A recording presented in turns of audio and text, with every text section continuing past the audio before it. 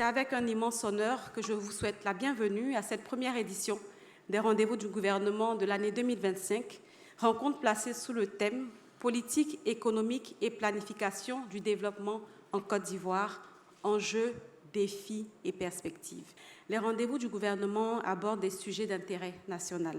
Cette tribune d'échange qui fait son chemin veut sourcer la bonne information dans un environnement informationnel complexe et hybride. Elle veut également faciliter l'appropriation des politiques publiques par les populations. Elle a donc une volonté marquée de faire de la pédagogie et de contribuer au changement positif des comportements. Mesdames et messieurs, alors que notre sous-région répond aux turbulences mondiales en se recomposant sociopolitiquement, pour la Côte d'Ivoire, l'ambition commune des Ivoiriens reste de voir une économie à la fois compétitive et inclusive, une économie où chaque citoyen, où il se trouve, pourra ressentir les bénéfices du progrès dans le cadre de la vision « Une Côte d'Ivoire solidaire » du président de la République, son Excellence M. Alassane Ouattara.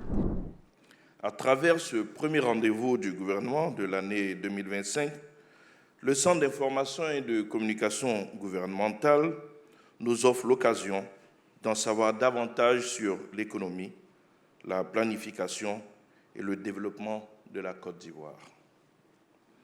Et qui plus que l'invité du jour, Madame le ministre de l'Économie, du Plan et du Développement, Madame Nialé Kaba, détentrice de ces portefeuilles, pour nous présenter les avancées de ce triple secteur, économie, plan, développement.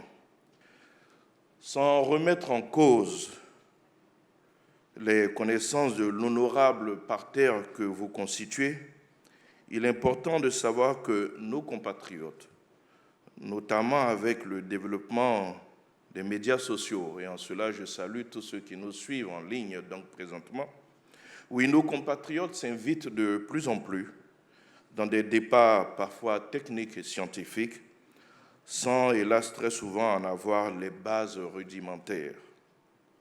Qu'est-ce que l'économie pour un pays? Quel est le rôle de la planification? À quoi se mesure le développement? Tous ces concepts ont besoin de simplification et de clarification de la part de notre invité pour leur bonne compréhension et leur appropriation par les populations et dès lors, une meilleure appréciation des progrès qui résultent de l'action gouvernementale ainsi qu'une vraie prise de conscience des défis qui restent à relever collectivement. La politique économique et la planification du développement constituent en effet l'épicentre des missions assignées à mon département ministériel. Elle présente de nombreux enjeux et des défis majeurs pour un pays en développement comme le nôtre. La planification dans les pays en développement est un outil puissant de transformation de l'économie et de changement des conditions de vie des populations. De façon simplifiée, le processus de planification du développement consiste à déterminer une vision en se projetant dans l'avenir, à se fixer des objectifs de développement à moyen et long terme, à analyser et hiérarchiser les problématiques les plus importantes, à retenir les meilleures options stratégiques permettant de remédier à ces problèmes, à mobiliser les financements internes et externes et enfin à mettre en œuvre les options stratégiques et en faire le suivi des résultats. Il convient de noter que dans ce processus, la qualité des institutions est un élément déterminant pour obtenir de bons résultats. En accédant à la magistrature suprême en 2011, dans un tel contexte, le président de la République, son Excellence M. Alassane Ouattara, a décidé de repenser la politique économique et la stratégie de développement du pays avec une vision partagée par tous. Ainsi, l'État a renoué avec la planification stratégique et élaboré le Plan national de développement 2012-2015, Plan national de développement que nous appelons communément PND. La mise en œuvre de ce premier plan a permis de stabiliser l'économie, de relancer l'activité économique dans un environnement de paix retrouvée et de repositionner la Côte d'Ivoire sur la scène internationale. Pour renforcer la dynamique, le PND 2016-2020 est élaboré et mis en œuvre avec beaucoup plus d'ambition. Quant au PND 2021-2025, le PND en cours de mise en œuvre, il ambitionne d'accélérer la transformation économique et sociale de la Côte d'Ivoire. Il est fondé sur la vision du chef de l'État de bâtir une économie solidaire. D'un coût de 59 000 milliards, il traduit de façon opérationnelle le plan stratégique Côte d'Ivoire 2030, avec pour principaux objectifs d'accélérer la transformation structurelle de l'économie, de renforcer l'inclusion sociale, de doubler le produit intérieur brut par habitant sur la décennie 2020-2030 et de hisser ainsi la Côte d'Ivoire au rang des pays à revenus intermédiaires de la tranche supérieure à l'horizon 2020.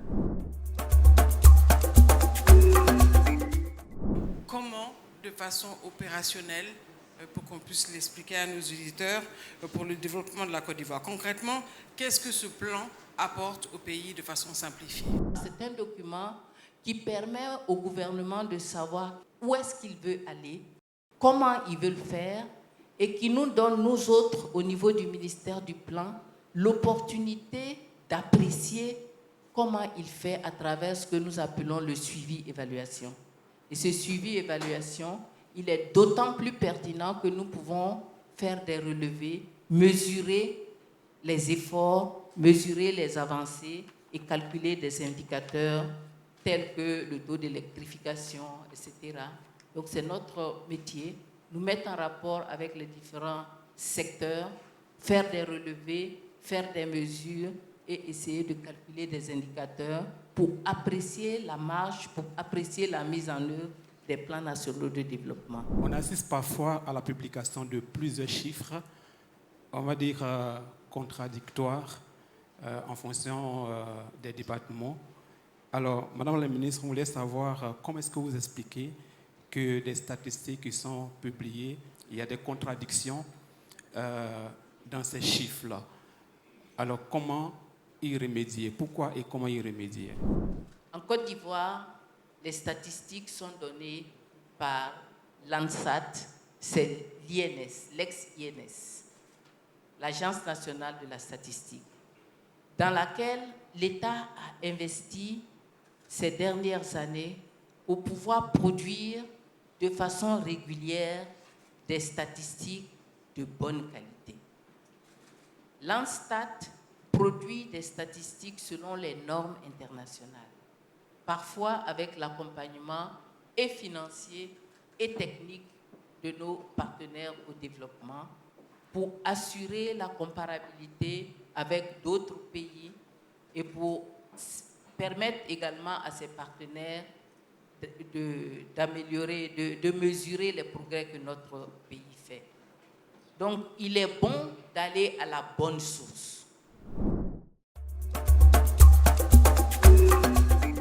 Madame la ministre, comment le gouvernement gère-t-il l'inflation et quelles sont les politiques monétaires en place? Il y a eu, en termes d'action, beaucoup d'accompagnement de l'État, de l'accompagnement financier avec des montants importants de différentes natures. D'abord, nous avons tous suivi, le prix du pain a été régulé. C'est un produit de grande consommation. Les producteurs ont été accompagnés. Également, nous sommes dans une économie où les prix ne sont pas nécessairement contrôlés, mais je crois que les produits de grande consommation, un certain nombre de produits de grande consommation, pour plusieurs centaines de milliards, l'État a soutenu le maintien des prix et permettre aux opérateurs d'assurer la production dans de bonnes conditions. Donc, c'est la série de mesures qui ont été prises au niveau de la Banque centrale, les taux directeurs, au niveau de l'État, les subventions à un certain nombre de secteurs, les subventions à un certain nombre de produits pour permettre donc au prix d'être contenu dans des limites raisonnables. Ma question se situe au niveau de l'attractivité économique. Quelles sont, Madame la Ministre, les réformes envisagées pour renforcer cette attractivité économique afin d'attirer davantage d'investissements? Et puis comment l'État de Côte d'Ivoire prévoit encourager le secteur privé et les PME, notamment en matière d'accès au financement? Je vous remercie. La dette, elle doit s'apprécier par rapport à la création de richesses. On l'a dit, l'indicateur qui est important, ce n'est pas le volume, parce qu'en réalité, on rapporte la dette au produit intérieur brut, parce que c'est l'activité économique qui va générer des impôts qui va permettre de rembourser la dette. Donc la dette doit être ramenée, rapportée au produit intérieur brut. Cette dette, elle est vertueuse parce qu'elle permet de faire des investissements. Nous avons indiqué tous les secteurs dans lesquels l'État a fortement investi. Il y a les secteurs sociaux, mais il y a également tous les investissements dans les secteurs de connectivité, les ports, les aéroports, dans l'énergie, et même dans l'éducation-formation, des secteurs qui vont soutenir donc le dynamisme de l'activité économique. La réduction des inégalités entre les zones rurales et urbaines reste également un défi majeur à relever. Alors là naît ma question qui est la suivante. Quelles stratégies sont mises en place pour assurer un développement équilibré et inclusif sur l'étendue du territoire ivoirien? Et encore, la deuxième question, c'est que la bonne gouvernance et la transparence sont essentielles pour la réussite des politiques publiques. Alors, j'allais dire, quelles sont les mesures prises pour assurer une gestion transparente et efficace des ressources allouées aux différents projets de développement? Merci. Important que les populations rurales puissent rester dans leur lieu de vie et qu'elles puissent avoir des opportunités. Pour cela, bien sûr, plusieurs politiques sont menées. L'État fait en sorte déjà que les infrastructures socio-économiques et les infrastructures d'amélioration du cadre de vie soient partagées, soient développées aussi bien à Abidjan que dans les zones rurales. Que les jeunes dans nos villes de l'intérieur puissent avoir des cadres de loisirs, puissent avoir des opportunités aussi pour profiter de toute cette modernité qu'ils voient à la télévision. En attendant, on prend une question d'un internaute. Madame la ministre, suite à la polémique sur l'IDH, qu'en est-il exactement? Vous l'avez compris, il y a 3 dimensions qui sont prises dans le calcul de l'IDH: l'éducation, le revenu, la santé. La polémique est venue du mode de calcul ou alors des chiffres qui ont été pris en compte dans le calcul de l'IDH après 2021. Jusqu'en 2021, nous avons lu l'IDH et même moi, personnellement, j'ai été approchée par le PNUD. On a fait une belle cérémonie pour célébrer le fait que la Côte d'Ivoire est passée d'un niveau d'IDH faible à un niveau d'IDH moyen. L'année d'après, je demande au PNUD, mais on fait comment? On ne présente pas le rapport. Ils sont embêtés. On dit on est revenu en arrière. Je dis non, on ne peut pas revenir en arrière. Parce que être pauvre et riche, ce n'est pas comme l'inflation. Ça ne monte pas et ça ne descend pas aussi facilement. Il y a un petit problème dans les chiffres.